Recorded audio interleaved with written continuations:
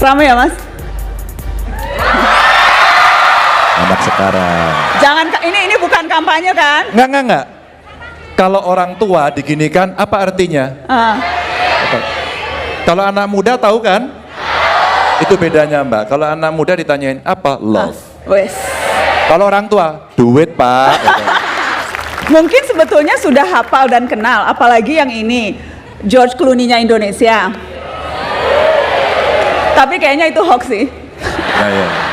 Supaya lebih kenal dekat, kita lihat video berikut ini. Ganjar Pranowo. Orang nomor 1 di Jawa Tengah ini ternyata pernah berganti nama.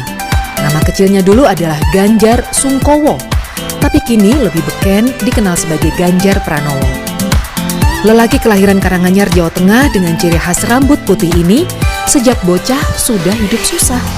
Keluarganya pernah terusir dari rumahnya saat tinggal di Tawangmangu. Dia juga pernah berjualan bensin eceran untuk membantu penghidupan keluarga. Saking sulitnya, Ganjar kecil yang bercita-cita menjadi pilot tidak pernah bersepatu, alias selalu nyeker saat sekolah. Ganjar yang hobi mendengarkan musik grup band rock pernah dijuluki sebagai mahasiswa abadi karena baru lulus kuliah setelah 8 tahun. Itu karena dia aktif dalam organisasi mahasiswa yang mengasahnya menjadi politisi dan mengantarnya sebagai anggota DPR dan Gubernur Jawa Tengah saat ini. Mas Ganjar, saya perhatikan Mas Ganjar di periode kedua ini lebih kalem ya. Kalau dulu kan periode pertama suka marah-marah ya. Sekarang kayaknya lebih tenang. Itu kenapa? Sudah lebih bijak sekarang atau gimana? Karena sekarang nggak diliput. Nggak lah Mbak, kita ada pengalaman. Ketika saya marah pertama, ngamuk di jembatan Timbang, terus kemudian di penerimaan pajak waktu itu ya, Samsat, penerimaan CPNS, saya diingetin orang gitu. Ojo nesu mas katanya. Gubernur ngamuan gitu.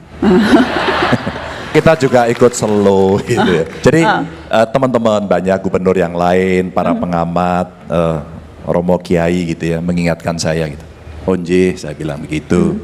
Terus kemudian ya slow. Slow? Iya. Itu dipengaruhi karena masa kecil juga seperti tadi? Seberapa sih Mas pengalaman hidup waktu masa kecil itu mempengaruhi gubernur sekarang? Apa ya, mendorong ada fighting spirit. Wes. Ish, pokoknya agak sulit dikit deh. Tapi setidaknya masa kecil, bapak saya polisi rendahan, ibu saya ibu rumah tangga. Setiap bulan bapak saya gajian dikasih ke ibu, saya nganter ibu ke warung, namanya Mbak Yarni. Warungnya masih itu? Masih ada? Masih ada. Mbak Yarni itu bukunya tebel banget, sampulnya batik, isinya utang ibu saya. Terus kemudian pada saat kita bayar utang, pada saat itu utang baru untuk berikutnya.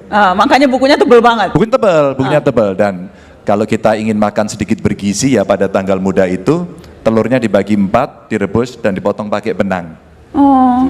Dibagi 4 karena Mas Ganjar 2 bersaudara? Sebenarnya 6. 6? Iya, dibagi 4 terus kemudian yang satu dibagi 4 lagi. Gitu. Jadi telurnya 2, gitu ya? dibagi 8, anaknya 6. Kemudian yang 2 ya buat bapak ibu, kan pas tuh. Kita ada foto waktu Mas Ganjar kecil. Kita mau liatin, kita mau tanya nih, kira-kira adik-adik bisa nebak nggak Mas Ganjar ini yang mana? Kalau dari postur dan wajahnya ya. Nah, oh iya. Coba ini kira-kira ada yang bisa nebak nggak? Dari mukanya ada yang bisa nebak nggak? Yang mana? Nomor 2 dari kanan apa dari kiri? Coba. Survei membuktikan, kita lihat yang manakah Mas Ganjar Pranowo. Kita lihat yang mana nih. Nanti akan dilingkarin nih. Nah, betul ya? Kok mukamu udah jahil sejak kecil sih Mas? Kenapa? Mukanya udah jahil banget itu. Enak aja. Iya kan, lihat tuh. Bukan, itu bukan muka jahil. Coba lihat berempat itu, yang senyumnya paling banyak kan saya. Apa yang paling diingat masa lalu? Kenakalan apa Mas? Coba tolong jujur. Enak aja.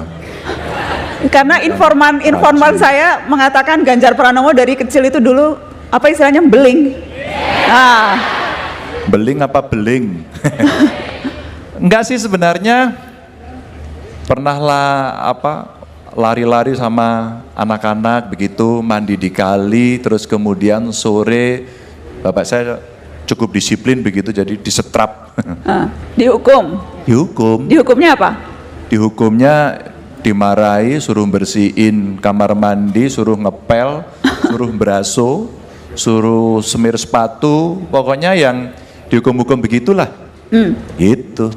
Selebihnya saya orang baik, anak baik, dengan orang tua nurut, wajahnya baik kan? Menurut begitu gitulah. Baik ya. Baik kok kuliahnya 8 tahun. Coba tolong. Ada kecintaan dosen ke saya. Nih, perhatikan politisi menjawab ngeles ya kayak gini.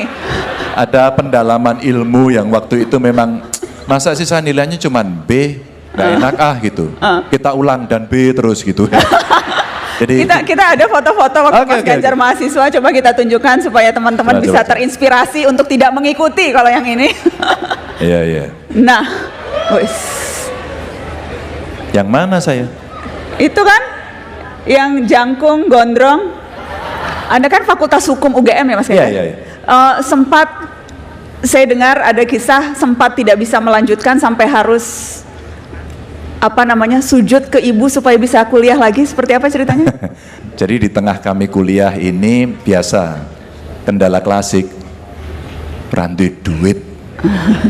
Keluarga kami tidak terlalu kaya, pasti miskin, ya pasti. Terus kemudian beberapa kali terhambat karena nggak bisa bayar SPP. Saya ingat betul waktu itu 4 semester. 4 semester. Oh makanya 8 tahun karena itu ya Mas, maafkan ya Mas. Nggak apa-apa lah Mbak. Udah seuzon. Udah terbiasa Mbak. Tapi enggak, waktu itu mendorong orang bagaimana tetap survive. Maka saya pernah mengajar di SMA 8 Jogja, di SMA Sewon Bantul waktu itu, dan saya masih ingat dibayar sebulan 35.000. Itu kita tabung, terus kemudian kita kumpulkan untuk bayar SPP. Tapi karena itu tidak bisa terbayar langsung begitu Mbak ya, kita mesti nabung kira-kira 3 bulan, karena SPP saya 90.000 waktu itu. 90.000, terus kita mesti nabung 3 bulan agar bisa bayar. Maka saya ini langganan ke rektor di UGM itu minta izin penundaan pembayaran SPP. Dan itu yang kemudian ibu saya tidak tahu, terus tiba-tiba saya cerita, ibu saya nangis-nangis begitu ya, saya minta maaf, terus kemudian kami dibantu oleh kakak saya yang paling besar, dia bekerja bantu saya, kakak saya kedua lulus bantu saya, adik saya begitu, dan kemudian kami saling merescue. Alhamdulillah akhirnya 3 jadi sarjana, 2 S2, yang 1 doktor.